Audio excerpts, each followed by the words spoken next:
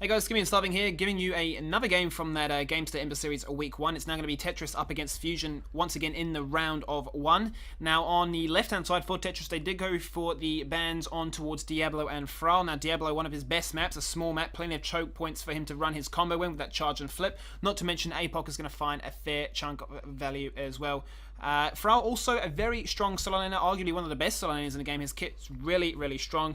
Bruiser pick, obviously really dominating the meta right now, and the Sundering, who can ever go wrong with a good Sunder.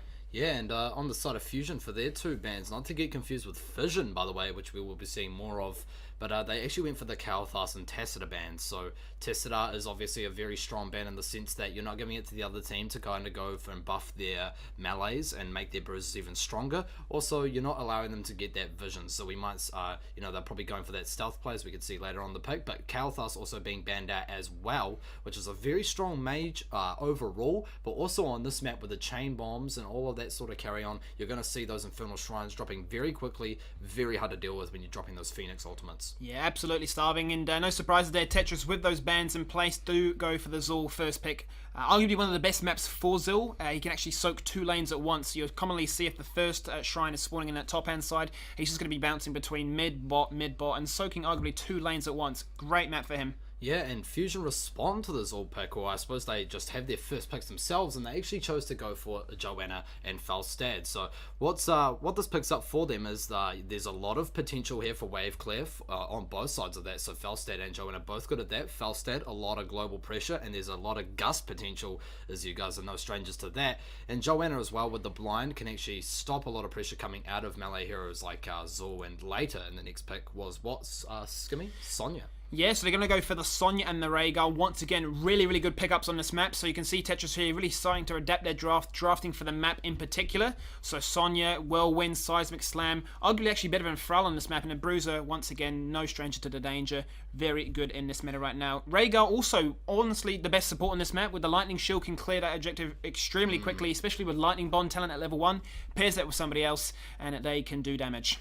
Indeed. So Fusion getting the next two picks. They actually have a pretty interesting one out of these two, but Uther being picked up for probably that Divine Shield, but pretty obvious why they're picking that up there. A lot of burst healing, as well as when you can get that double burst healing as well, is very strong. We do actually see Lunara being picked up, and what do you think about that, Skimmy? Yeah, Lunara, a very interesting pick here. We don't see her too commonly in the meta. Definitely gets picked up when you're versing a lot of melee, because she can just rip through all their health pools, and really what they're going up against right now in Tetris, there is a lot of melee, so she's going to have a lot of sort of poke damage to aid with her kite potential. Now, with that Uther, it's basically giving her a lot of protection, so if she does get jumped upon, she knows that she's got somebody to back her up. Yeah, and on the side of Tetris, I believe their last two picks were Dahaka and Li Ming, so they have the pressure on the right-hand side Fusion for Falstad, so they kind of counteracted that in a wee bit with Dahaka. And what he can do is just, poke out his tongue, grab someone, pull him back, and they're probably just going to be trying to blow them up with that aggressive comp that they've got going there. Li Ming brings a lot of strong magic potential here, and, can do a lot of damage with those resets. Arguably, not the best map for her, because her damage is going to be split across a lot of those minions from the Infernal Shrines, but nonetheless, still very strong.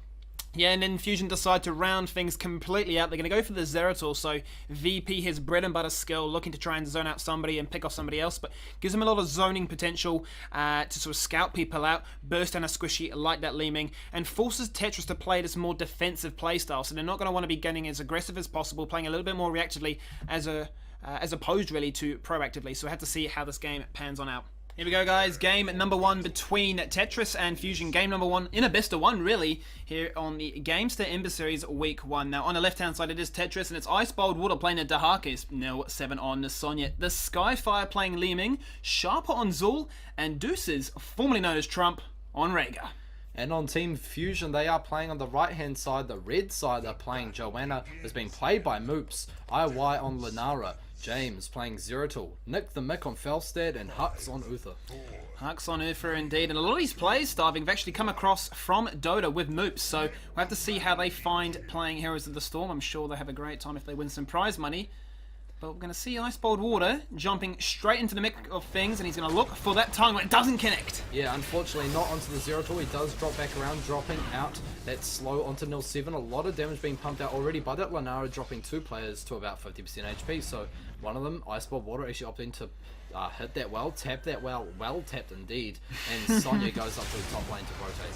Yeah, I'm just looking at that talent on Sonya. She's actually gone for the activatable Fury, which we haven't seen for quite a while now, so I had to see how much value she finds from that one indeed, but a fair chunk of damage connects with Ice Bold. He's going to retreat, he's going to recall, and just dig himself a hole right the way back. A bit of a gank going on in the top lane. James going up for the body block here. Nice combo coming out on to the Sonya, and she actually gets dropped, and here comes Ice Bold Water to kind of pick up that soak, I believe, in absence of that Sonya. So very nice plays already by Team Fusion getting themselves a pick there. Yeah, the team's basically split up. It looked like Tetris went for the bot hand side whilst Fusion ran for top, but Sharper now's caught in an interesting situation, bodied by 3 members. He has popped that bone prison already.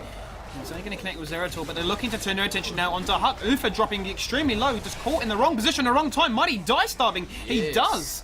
Indeed, very nice fight there. Moops is going to get healed up by the dead Uther. The gold Uther says, "Come here, my son." Beam of light. And heals him up nicely. So Nick the Mick trying to exchange a bit of that pressure back onto them with the Falstad flying down from the top lane. But they are going to lose the soak to the top for a wee bit. And yeah, pretty back and forth so far, Skimmy. What do you think is really going on in the head of both teams here? Yeah, just a lot of early engagement, really. You can see that both teams looking to punch on as much as possible. If they find a member out within a stun combo, that person's most likely going to take either a huge beating or find themselves having to run back from that Hall of Storms. Yeah, and you talked about in the draft, Skimmy, how strong Zul is and how he can pretty much push 2 lanes at the same time, and we actually do see him hovering around the mid lane now as the rest of the team rotates up to the top lane. Falstad is down there interacting with Sharper, or counteracting Sharper, I guess you could say.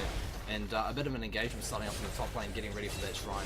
Yeah, they're looking just to clear that one out as easily and as quickly as possible. And this is the benefit, really, of having into Haki. He's going to clear that lane out quite easily, but he's just going to have a lot of built-in sustain, so the focus from Rhaegar is not necessarily always going to need to be, say, directed towards him. They're going to try and prevent that Leeming from dropping to James earlier on in, later on in the game. A bit of a tongue action there, trying to get that Uther as he ran into that brush, but didn't walk in, so a bit preemptive. Very nice by Hux there, noticing something was wrong. And nice vision coming out, but Deuces, the Shaman himself, going to be dealing with that nicely.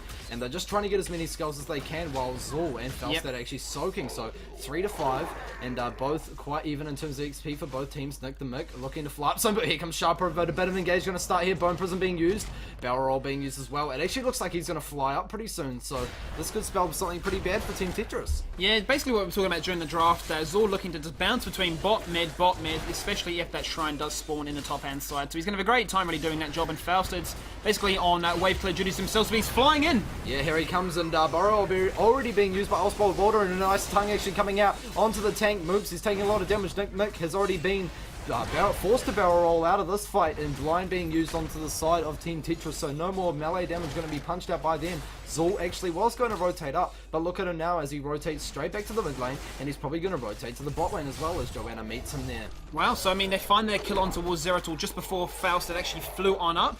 And the whole time, like I say, Zul just doesn't care. He's like the selfish player you find in those Hero League games. It's like, you know, or even quick match. Even in quick match, he's like, you know, that's really cool that you want me to group for the objectives, but I've actually got better plans in mind. I'm going to push some lanes. Yeah, I really want to soak so I can, you know, save up for that new house I've been buying. Exactly. With my mortgage. So Sharper, you know, really thinking about his financial situation there on XP, but James actually scopes him out, walks right past, he smells something's wrong, he's like, you know what, that's probably just me there. I am indeed dead myself. He's a mobile ward. Yeah, it's almost like a Teemo of heroes. Yeah, Teemo. Yeah, not a character I want to mention in this game.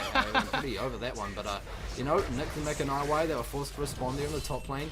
Nil 7 and Sharper, the Japanese king. Yeah, they're basically going for this rather aggressive invade, and you see Icebolt, and they're going for the Goatman, yeah, Billy Goat Graft is the one they're going to go for. It looks like Icebolt Ward is coming on through into that brush. Evie finds the person, the tongue action comes on towards James, he goes, peeled back, and the Bone Prism comes across, but the blink is just too good, and he gets himself out of harm's way. Yeah, already has bolted the storm, imagine that, level 7, so... Very, very good players by Zeratul. They're somehow hacking the game. Of course, I am only kidding there if you're a pretty new player. But Ice Bold Water, you know, he's just clearing out the mid lane. There's a bit of damage from that Goatman coming out to the mid, so that's the first time I've ever seen them being of any use, really. But very, very nice. Of course, quite weak mercenaries, though, all jokes aside. Yeah, definitely the Shaman camp, as you can see here, the Dogman, if you will. The one from the RSPCA, walking his dogs out for a nice little leisurely stroll in that top-hand side of the map. Walking on towards Li Ming, who's going to say, nah, mate. And he's going to do a bit of an animal harassment.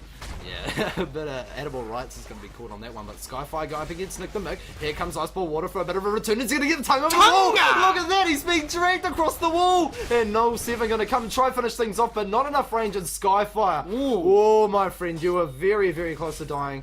Felstad maybe even could have turned around and got a cheeky kill there, but if IY was there, might have got himself a kill as well. So very nice aggression, no real XP lead, a bit of an XP lead, but not too huge for the side of Tetris at the moment. Yeah. So they're just really trying to push that, I guess, at the moment, Skimmy. Half a level ahead right now, so definitely not out of the wins just yet. But Iceball Water is doing a fair chunk of damage in the mid. He's been getting these tongues off quite successfully. You can actually see from his level 7 talent, he's gone for the increased essence from minions. So it shows he's looking more to clear lanes as opposed to trying to get these fights. But definitely, I tell you, he's been doing a great job looking for these fights. Yeah, indeed. He's really trying to abuse that mechanic there. And as soon as any of your teams see it, I know by experience, Skimmy, that as soon as I see someone getting dragged like that, pretty unnaturally I might add as well, you just think, well, let's kill him. You know, he can't do anything. He's stuck. So that's definitely going through the minds of the players in Tetris at the moment. So really looking for the picks while being tongued, which is a bit weird. But, you know, Nick the Mick, he is going to be rotating down as Icebolt Water just rotated up. So getting that clear up on the Like the top trading lane. of the Yeah, guards, almost exactly. like, you know, your God bless the Queen, you know, the changing of the post, you know, one global comes and the other global goes. So, you know, they're just going to basically exchange out those two traits. There's Zeratul on wave clear duties, but not for much longer. He has been relieved by those minions. They're going to rock up to the mid lane. Oh, look at this nice bit more of tongue action out onto the Joanna there, getting pulled back, and Poison Nova actually being popped as well. James using that VP pretty nicely and jumping in himself as sharper, so going to be dropping out of that. And very, very nice plays there. So they're going to just simply walk away. What just happened there, though? Skimmy? Yeah, You just a break that down. fraction too late with that VP, but also like to break down that the Iron Skin was popped to try and prevent that drag, but it ended up expiring, taking far too much damage, and it allowed that Bone Prism to connect, sealing Moops' fate. Yeah. So very nice play. He's got to give Tetris that one, winning that first major fight there and allowing them to get this Arcane Punisher quite easily. So Zul, you know, he's still sitting selfishly at the top lane. I can't say selfishly though. Very nice XP that he's going to be acquiring up there as this Arcane Punisher does actually move towards the mid lane. He's gone for the filthy build, Starving. This is the build that I like to run, and usually on this map you can almost guarantee it's going to be a free win because you never have to tap, you never have to actually go back because these skeletons will provide you with both mana and health, so it's fun times in the Nexus. Yeah, and oh, actually a nice ultimate being popped on the Skyfire just to make sure he doesn't die there and get blown up, but a nice Blessed Shield is going to come out as well, probably going to blow him up now. Indeed, Lee Min going down, IY following up, one ulti comes out. Nice action there by Icebolt, going to be pulling in him in IY, pretty much selling his fate there as he got blown up by a tower. I mean, you can see there that Skyfire was, you know, rather aggressively postured. The Ancestral came across almost sort of preemptively to catch out any damage that was going to come across, but then the Gust was even better. Then the damage came and it really sealed the fate. So Rhaegar was kind of like running next to him thinking, I can't help you. Yeah. Absolutely nice plays there, and you know, just overextended a wee bit as he was too close and no one really to follow up there. No healer inside, I might add, so he just, you know, definitely as soon as the tongue came out he was pretty much dead there, Skimmy. So you know, definitely going to have to look out for that one. Dahaka really playing it nicely. Got to give him that one.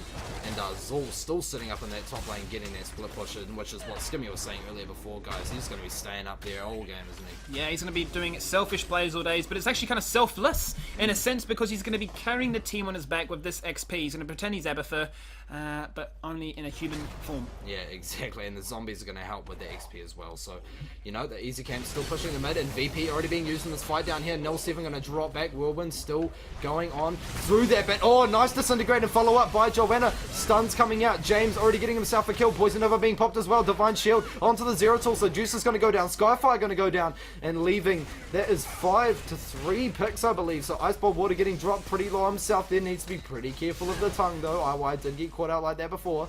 But man, these engages at Fifth Fusion, they've been quite aggressive. You know, they're getting caught out by the Poison Nova and whatnot, but they're managing to get the kills nice and quickly, which is what you need to do against that sort of comp. You can't let them fight for too long. Yeah, no, Lunara did a lot of work there. You saw a lot of those members extremely low in health and basically running away with Poison just ticking them down, sealing the deal, sealing their fate, if you will. And with Rhaegar being one of the first to drop, there wasn't much they could really do in terms of self-sustain. But as a result of this, they actually do have the positional advantage to start this first shrine off. It's going to be a frozen one this time, and John Cena's going to be awakened from his tomb. Yeah, and when he flat bams over the wall, he's going to be freezing anyone he gets in contact with. That's when Iceball Water can make a move. So looks like Team Fusion, they're trying to posture around this to kind of stop this if they can. trying to find some sort of opportunity. The VP is still on cooldown for the Zeratul, and they are 31 out of 40, so it's going to be quite difficult here. IY just looking to get a bit of a harass probably, and probably just going to try and deal with this as fast as they can. They do have a hard camp at the top line. Well, I was just going to bring up that point, Sta'immy. They've actually traded out the aggression towards this Immortal for favourable damage going in terms of this mercenary camp. Now, it has forced Dahaka now to actually go to the top lane, so they wanted to play aggressively, but this Punisher arguably not getting as much value as they would have liked. The Frozen Punisher doing its job now, but they've already put Sharper on wave clear duties once again, and Dahaka, well, he's forced to play the defensive. Yeah, well, you know, not so bad. They have got a bit of trade out there, and they have forced Team Fusion to kind of react to that Punisher for at least a little bit, so can't really do him too much wrong there. And, Nick being quite aggressive, trying to get a bit of a kill. I don't even think he realised that Sharper and Skyfire were right there, so that could have gone very badly for him there. But look at this, the aggression is now moving towards the bottom lane again as Icebolt Water returns to that lane. And they're just really trying to get picks here. That's what I'm thinking here, Skimmy. Yeah, I mean, the levels are just dead even at this stage right now. 14 to 14, soon to be 16.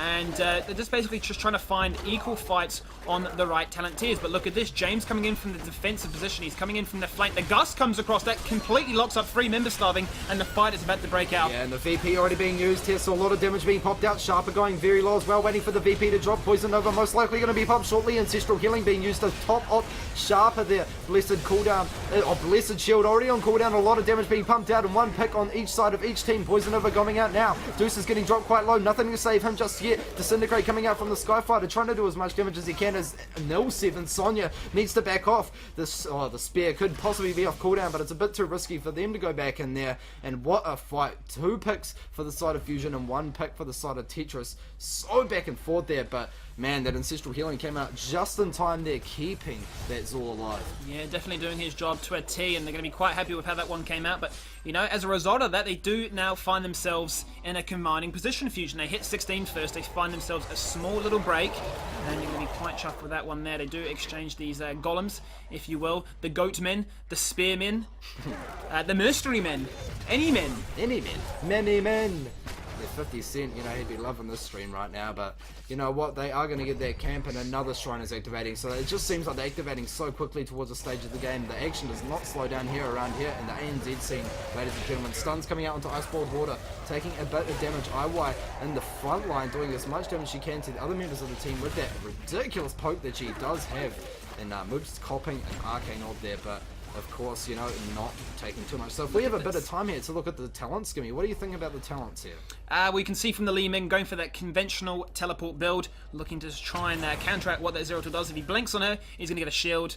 She is going to get a shield, and she's going to sustain herself quite healthily. And reveal him as well. And reveal him, yeah. But I mean, everything else is pretty standard across the board. Attack damage build coming out of the Zeratul. You know, your Lunara typical filth, poison, blood, and. Well, I'm just curious to see how this one goes out. Yeah, a bit of a fight. Surely going to break out here. Sharper already been engaged on by James. No VP being used just yet, but it is on cooldown. Off cooldown, I should say. VP coming out now, and Sharper already been ancestral healed. Burrow being used by the Dahaka, and here comes the spin by Nil7, trying to be aggressive with the Wrath of the Berserker there. 1 kill for the side of Tetris here as they take out the Zeratul, and Moops actually missing that blind, but they can go back now and start wailing down on this shrine, Skimmy.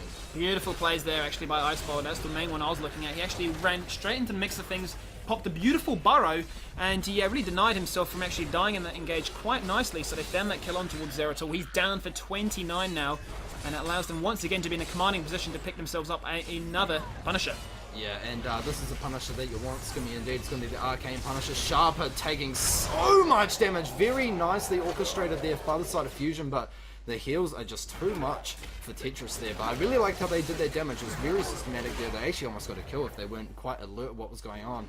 But very, very smart plays by Tetris as well to keep their team out alive. And here comes John Cena in the mid lane. Better conditions this time around for Tetris to force an engagement now because they have no lanes pushing against them. They can look to take out this fort. They can look to even push for a key. They can look to try and find a kill when John Cena gets his next leap of faith going into the things. But moves there, jumps straight into the fold. He's looking to try and force an engagement, but not on those arcane flares. They're going to do far too much damage. Get the hell out. Yeah, you've got to be very, very careful in this sort of situation. Felstad is at the top lane. I think he's coming back now. Here comes the fly in, and Icebolt Water actually almost gets the nice CC coming out there. That would have been very, very scary for Team Fusion there. They would have got a kill on their side for sure. So very, very glad that Felstead didn't get picked there, I am sure. But look at that. That bot fortification as well is getting taken very low, Skimmy, for the side of Fusion. Yeah, and that's where it looks like Tetris is going to respond to by going to the bot lane now. Skyfire just needs to chuck out one combo of his own, a couple of auto attacks, and that seals that one. And as it drops on down, as they're now going to look to pick up the mercenary camp as well, they're going to trade out the golems, the goatmen, for the shaman camp. Yeah, and that's just going to allow them to keep pressuring their bot lane, but and they're picking up another one. So I believe this one is going to go to the mid lane. James is going to be scoping around the living waters we talked about before. Camp now being picked up, and they need to be very careful. I believe Juices actually did see him walking around, yet the pings have gone out. They are very aware of their situation right now, so they are going to simply back out. You can see every time James is actually going to go behind enemy lines, he's just trying to look for that pick. He's looking for that exploited squishy in the wrong place at the wrong time, try and zone out the key targets, be it the Rhaegar, be it the Dahaka, and just try and squish and blow somebody out. That could be Li Ming, that could be Sonya, and if you get that one pick advantage, the numbers win you the game. Yeah, and I think you've got to talk about Tetris as well if you mention that, because just how well they're playing, they're always together. The only player that's really out of the group at any point in time would probably be Rizal, and their awareness of that zero tool is just massive right now, and it's actually keeping them from dying a lot of the time. But actually, look at this, they're actually converging onto the mid lane here, and they were trying to get a pick, but Nick the Mick, I think he smelled that one from a mile away. Pings coming out, defensive pings for the side of Fusion as they know a fight's coming. Sharper has spotted Moops, and here comes James here. VP already being pods. They might look for an engage here. Here comes the Felstad. Nil7 going to be jumping onto that Felstad in the back line, and here comes Iceball Water for the CC follow-up. Gus being used as well. Poison Nova being popped for Sharper, and Nil7 receiving a nice ancestral healing burrow being popped by Iceball Water as well. So, you know, they might actually have to disengage out of this one. Not looking too good for them, and Nil7 being kited very, very nicely. Whirlwind coming out. James trying to drop damage, but can they get themselves a kill there? If they can, that would be so huge. James going back into his cloak form now. They are looking to turn this around. Oops, taking the front line, trying to get a time, doesn't quite get that, and man, this is scary. I don't believe they should be going back in, but they seem so good. Oh, look at that! Resets coming up for the Li Ming now. Surely going to be able to blink back in, and burrow being used for the Dahaka. Is he going to be able to burrow in soon? There is a brush, a vent up there for him to jump in, but no, they do decide to drop off. But wow, what a shot by the Li Ming. Beautiful plays there, just finds the needle in the haystack, but it really kicked off there. From them backing away, they did a lot of damage onto James, which really denied him from playing that aggressive role that he wants to do. He wants to make the enemy team play defensive. They did play defensive, but he couldn't actually get amongst the fold of things. And then when they tried to turn their attention on towards Sonya, they did bait out a fair bit of aggression, but the heals coming out of that Rhaegar, beautifully timed, and the turnaround kill was even better.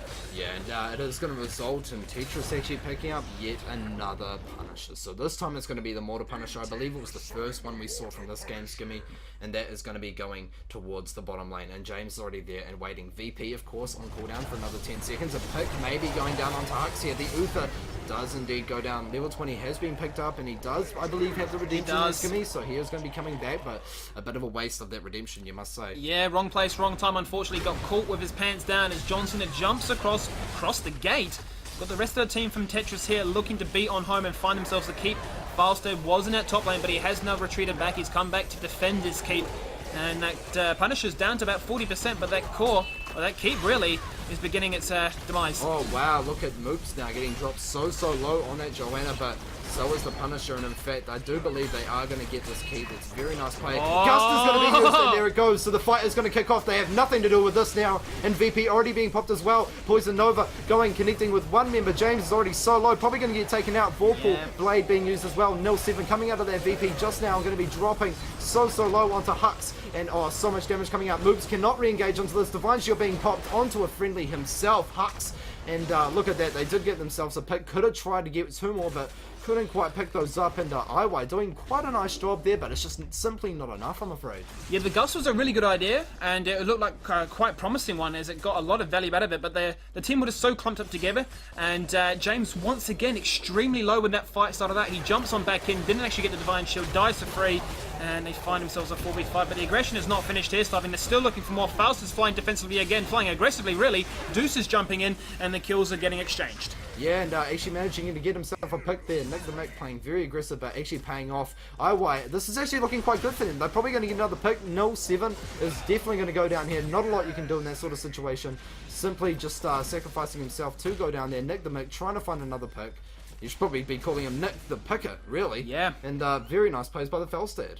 They overstayed their welcome there. Tried to go for the mid keep as well. Just a little bit too aggressive, a bit too overconfident with how they performed in that bot hand side. So they get punished as a result, lose 3 crucial members now. And it's up to Leeming and Dahaka to do the work. But Dahaka, with that Apex Predator, he's going to be able to navigate his way around this map with a lot of finesse. Yeah, quite ironic that they got punished there, considering they've been getting most of the punishes. Oh, it's not over yet, Sta'immy. Here comes another big gust coming out of Nick the Mick there, and they are going to establish a pick here. And Burrow being used for Ice Bold Water, but that is not bold enough, my friend, as he does get taken out. And what a turn of events here. So Fusion really turning this game on its head, using those gusts very, very aggressively, and they knew a lot of members on the side of Tetris were down, so why not do that, really? And if we look at the hero damage, Skimmy, we haven't had a chance this whole game. Run us through that. What is going on there? Yeah, I mean, we were talking about the poke and the sort of kiting potential of Lamara, and it speaks for itself there, starving 90k damage, nowhere near anywhere close from anybody from Tetris there. Only 59k to try and mirror and resemble what that can be done, but, you know, Lunara's not really found herself in too many scary situations, but few. She's had a great time just sitting pretty at the back, doing a fair chunk of damage, and we can see the poison doing work, but really just harping on from that fight in the mid lane, just a bit too aggressive there, and with you know, with that epic mount to be able to fly in behind enemy lines without much fear, he made plays happen, and they found another 2 picks for free. Yeah, I feel like they definitely could have played that a bit more passive, just because, you know, they did have members down. They did just lose a fight very similar to that, well, pretty much from the first that engage. So they're really going to have to play careful around that one. They have picked up an easy camp towards the bot lane, and now they have picked up their own dog man at the top, who is a hard camp actually. You're going to be pushing that, but that is going to be responded to by a big frozen punisher and a lot of minions. Yeah, so Icebound Water's going to do his job to try and push this one out. They do, remember, have the keep pushing in their favour, so that cannon is going to do as much work as possible. They have the goat men pushing on through to try and pick up a keep, but is it going to be enough? The punisher is extremely strong at this stage into the game starting. It's 22 minutes in. He at least is going to find himself a keep, depending on how they play this one. Yeah, and all Moops is looking for here is a Blessed Shield. So here comes the VP. This is probably what we're going to be looking for. Look for the Blessed Shield coming out of this VP, and here it goes. Just actually missing there. Nil 7 getting dropped so low, and is actually going to get slowed and Ancestral receiving the Ancestral there as well. Poison Nova surely going to be coming out in a few moments here, but Nil 7 getting dropped once more. Ancestral is already on cooldown, already being used, and here comes Icebound Water at the front line getting dropped so hard as well. It is now a 4v5 on the side of Fusion, and they still have their Punisher at about 30% HP here. What are they going to do? Very scary situation right now, Starving. The core is in sight for them. The Punisher is down to 30%. They still have 5 members nice and healthy. Their core is not even being beaten on. They got the minions pushing slightly in, but there goes the kill on towards Li Ming. That's 2 down. They're definitely going to go for the core now. Minions are pushing here, but it's just not going to be quick enough. A minion wave has spawned. The core is dropping, Starving. It's down to 70%. Make that 50%. That looks like game, set, and match, and that just shows you a couple of mistakes, and you get punished. Yeah, punished by the Punisher. John Cena himself comes in, does an RKO. Don't even know if that's his move. Maybe we're going to get called up. We're probably going to get called out in the YouTube comments, but hey, that's what we do. Maybe we'll get RKO'd. We might do. No. But nice KO there for Tetris going on to the side of Fusion, picking up their win. Got to say GG for that one.